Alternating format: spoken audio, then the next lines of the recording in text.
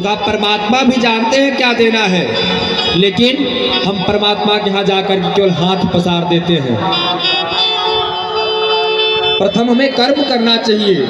भगवान कहते हैं चातुर्वर्ण्यम मया सृष्टम गुण कर्म विभाग सह। भगवान ने 4 वर्ण बनाए और चारों वर्णों के लिए कर्म अलग अलग परमात्मा ने बता दिया कि कर्म करो। लेकिन हम क्या कर रहे हैं? कहा कर्म का त्याग करके फल की इच्छा लिए बैठे हुए हैं। तो बताइए, बिना भोजन पकाए भोजन प्राप्त हो सकता है क्या? बिना चले हम कहीं पहुंच सकते हैं क्या? तो कहा कि मन में बड़े बड़े सपने केवल हम बैठ करके देखते रहते हैं।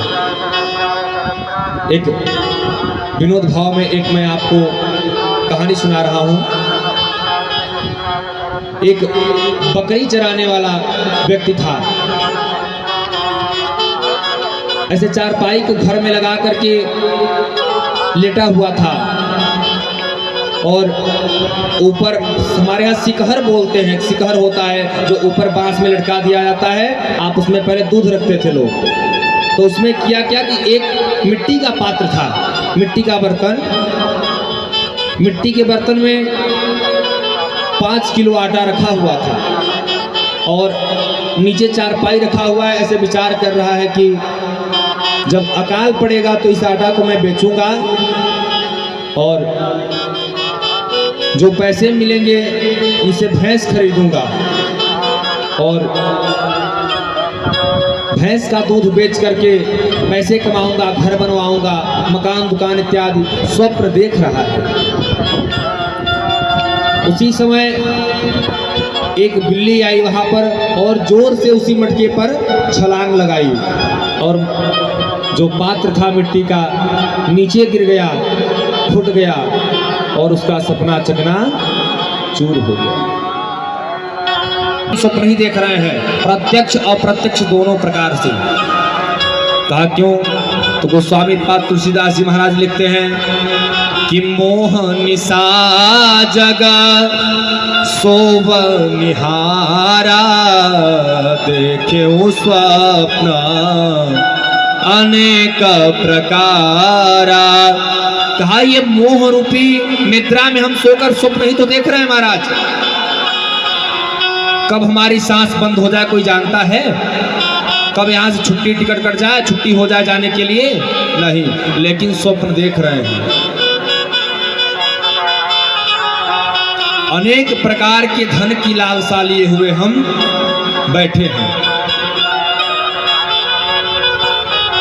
एक भजन मैं निवेदन करूंगा भजन के माध्यम से। किस धुन में बैठा बावरे और तो किस मद में मस्ताना है। हो सोने वाले जाग जा संसार मुसाफिर खाना है। वो सोने वाले जाग जा संसार मुसाफिर खाना है।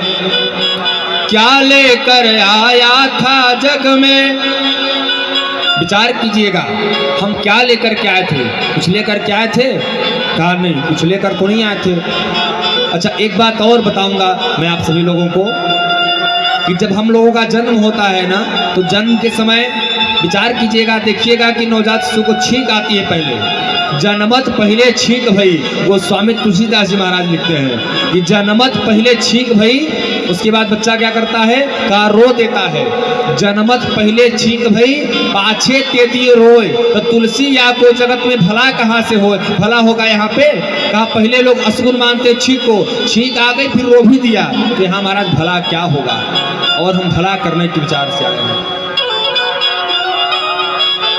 भला यदि कुछ हो सकता है तो परमात्मा का स्मरण हो सकता है, हरि का चिंतन हो सकता है। तो क्या लेकर आया था जग में, फिर क्या लेकर जाएगा?